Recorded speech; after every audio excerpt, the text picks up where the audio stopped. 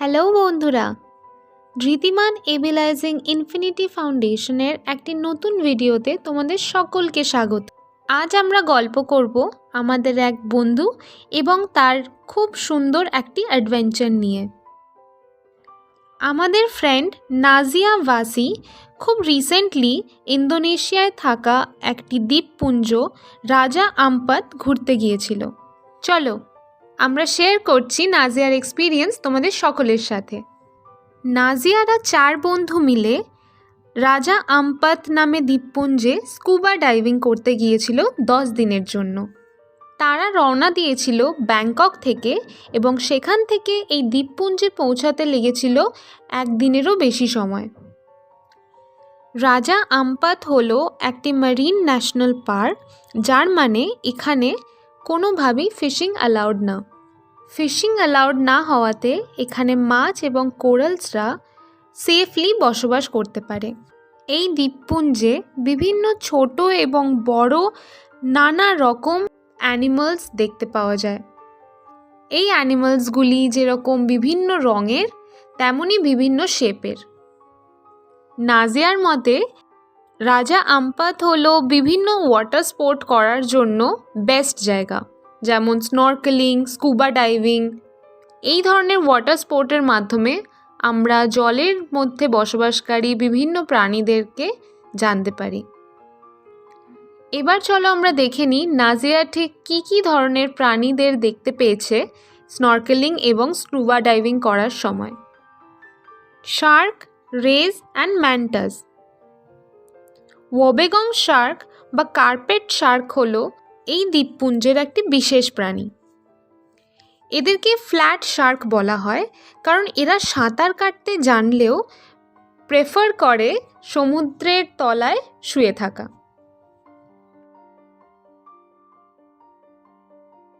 আমাদের খুব পরিচিত সাদা কালো দাগ করা রিফ শার্ক ছাড়াও রাজা আম্পাতে আরেক ধরনের ওয়াকিং শার্কস দেখতে পাওয়া যায়।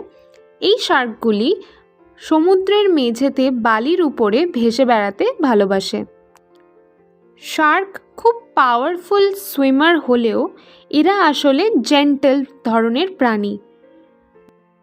নীল রঙের ছোপ ছোপ দাগ করা স্টিংরে খুব ভালোবাসে সমুদ্রের মেঝেতে শুয়ে থাকতে অথবা ঠিক তার উপরে ভেসে বেড়াতে। এরা খুব সুন্দর, মৃদু এবং লাজুক প্রকৃতির হয়। শিকারীরা এদের চামড়ার জন্য এদেরকে শিকার করে এবং সেই চামড়া দিয়ে ব্যাগ বা ওয়ালেট তৈরি করে। ম্যান্টা রে শার্ক ফ্যামিলি থেকেই বিলং করে এবং তারা খুব সুন্দরভাবে সাঁতার কাটতে পারে। সাধারণত ম্যান্টা রেরা একাই জীবনযাপন করে এবং তারা তাদের ডানা বিস্তার করতে পারে প্রায় 4 মিটার দূরত্ব অবধি। ম্যান্টা রেরা শুধুমাত্র জলজ উদ্ভিদ খেয়ে থাকে এবং তাদের বেলিতে অর্থাৎ পেটের দিকে কিছু বিশেষ দাগের মাধ্যমে তাদেরকে চেনা যায়। প্রত্যেকটি ম্যান্টা রের স্পট হয় খুব ইউনিক, ঠিক যেমন মানুষের ফিঙ্গারপ্রিন্ট। ব্যারাকুডা হলো আরেকটি অদ্ভুত এবং সুন্দর প্রাণী যা এই দ্বীপপুঞ্জে দেখা গেছে। ব্যারাকুডা হলো খুব দ্রুত এবং তৎপর। মাত্র কিছু সেকেন্ডে এরা প্রায় 90 কিলোমিটার অবধি সাঁতার কেটে চলে যেতে পারে। আমরা সবাই অক্টোপাসদের চিনি এবং এটাও জানি যে অক্টোপাস খুব সুন্দরভাবে নিজের আশেপাশে পরিবেশের সাথে ক্যামোফ্লেজ করতে পারে। অক্টোপাসকে বলা হয় খুব ইন্টেলিজেন্ট প্রাণী সমুদ্রের সমস্ত প্রাণীদের মধ্যে। তাদের শরীরে কোনো হাড় না থাকলেও আছে 8টি টেন্টাকলস। একটি অক্টোপাস প্রায় 5 বছর অবধি বাঁচতে পারে। অক্টোপাসের মতোই স্কুইড হলো আরেকটি প্রাণী যাদেরও শরীর অনেকটাই সফট। তাদের আছে 8টা করে হাত এবং 2টো করে টেন্টাকলস।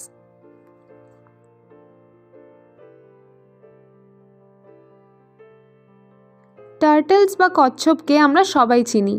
এদেরকে শাই বা লাজুক প্রকৃতির বলা হয় কারণ বেশিরভাগ সময় এদেরকে কোরালসের নিচে লুকিয়ে থাকতে দেখা যায়।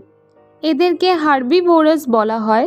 মোস্টলি এরা জলজ উদ্ভিদ খায় এবং প্রায় 100 বছর অবধি বাঁচতে পারে।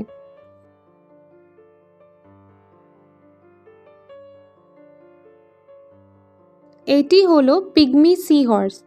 এদের সাইজ প্রায় 1 সেন্টিমিটার অবধি হয়ে থাকে। সাধারণত এদেরকে আমরা কোরালসের উপর দেখতে পাই, কিন্তু একটি পিগমি সি হর্সকে খুঁজে পাওয়া খুব কঠিন, কারণ এরা খুব সুন্দরভাবে ক্যামোফ্লাজ করে নিজেকে আশেপাশের প্রকৃতির সাথে লুকিয়ে রাখে। এটি হলো ফ্ল্যামবয়ান্ট কাটলফিশ। কাটলফিশদের মধ্যে খুবই ইউনিক একটি প্রাণী হলো ফ্ল্যামবয়ান্ট কাটলফিশ। এটি খুব দ্রুত নিজেদের কালার চেঞ্জ করতে পারে, নীল থেকে সবুজ, হলুদ থেকে লাল, কিছু সেকেন্ডের মধ্যে এরা পরিবর্তন করে ফেলে। এক রাতে নাজিয়া স্কুবা ডাইভিংয়ের সময় কাটলফিশটি দেখতে পায়। এটি হলো হাম্পহেড প্যারটফিশ। হাম্পহেড প্যারটফিশ বিভিন্ন মাছের তুলনায় অনেক বড় হয়ে থাকে। অলমোস্ট 1.5 মিটার অবধি এদের দীর্ঘ চেহারা হয়ে থাকে। এদেরকে চেনার সবচেয়ে সহজ উপায় হলো এদের মাথার এই হাম্পটি। এবার আমরা দেখে নেব কিছু নিউডিজদের।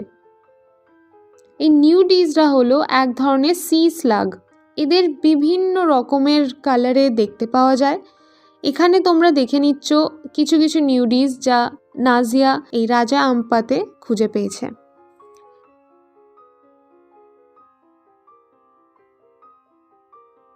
এছাড়াও আমরা দেখে নেব আরও বিভিন্ন ধরনের মাছ এবং প্রাণী যা নাজিয়া এই দ্বীপপুঞ্জে দেখতে পেয়েছে, যেমন sweet lips, tuna, fusiliers, Napoleon fish, lion fish ইত্যাদি। তোমরা কি জানো স্কুবা ডাইভিং ঠিক কী?